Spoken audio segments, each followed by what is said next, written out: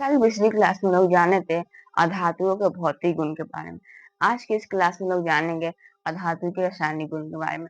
पिछली क्लास में लोग जाने थे अधातु जो होती है ठोस या गैस अवस्था में पाई जाती है, अपवाद में ब्रोमीन द्रव अवस्था में पाया जाता है। अधातु विद्युत का कुचालन करती है। अब बात ग्रेफाइट, ये विद्युत का सुचालन करती है। अधातु में विशेष प्रकार की चमक नहीं होती है। अगाध भरनीयता तथा तन्यता सबसे कम होती है। अधातु जहाँ पीटने की कोशिश करेंगे तो वह चूकना-चूर हो जाएगा। फिर ध्वनि, अधातु में कोई विशेष प्रकार की ध्वनि नहीं होती है। तो आज की इस क्लास में चलिए जानते हैं रासायनिक गुण अधातुओं के।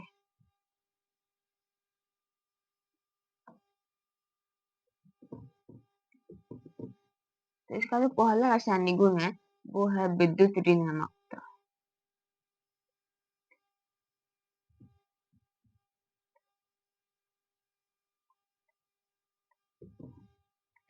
विद्युत ऋणात्मक,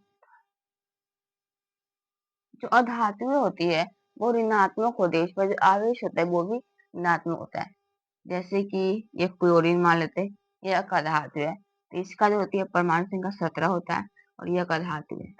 तो क्लोरीन क्या होगी, बाहरी क्षमता 2 इलेक्ट्रॉन होंगे। दूसरी में हो गया 8,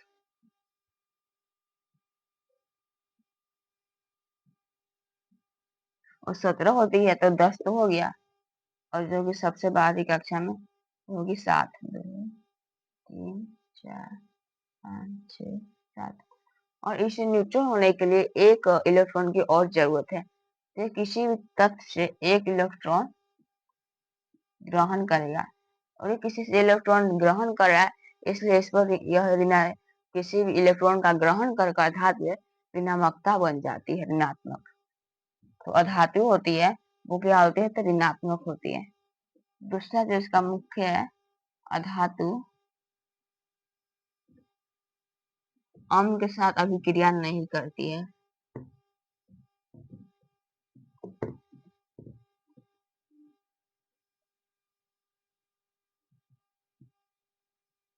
अम्ल के साथ रिएक्शन नहीं करती है। जो अधातु होती है मुख्य, अगर से आप अम्ल डालेंगे तो कुछ प्रभाव नहीं पड़ेगा, ये अम्ल से अभिक्रिया ही नहीं करेंगे। तो अधातु होती है वो अम्ल से अभिक्रिया नहीं करते। तो हम बताए थे आप लोगों की जो धातु होती है वो तो अम्ल के साथ अभिक्रिया आसानी से कर लेते हैं, जैसे लेते हैं धातु सोडियम और HCl।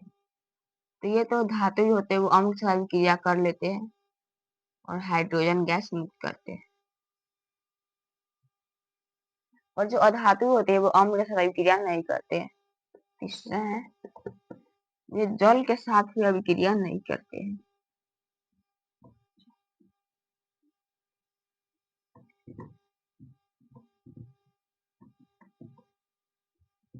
अधातुएं जल के साथ अभिक्रिया नहीं करती है।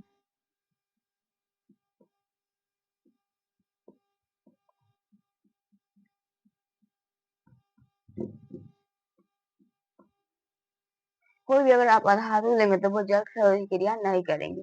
और हम भी बताते हैं एक और एग्जाम्पल, अगर हम धातु को जल के साथ मिलाते हैं तो उससे,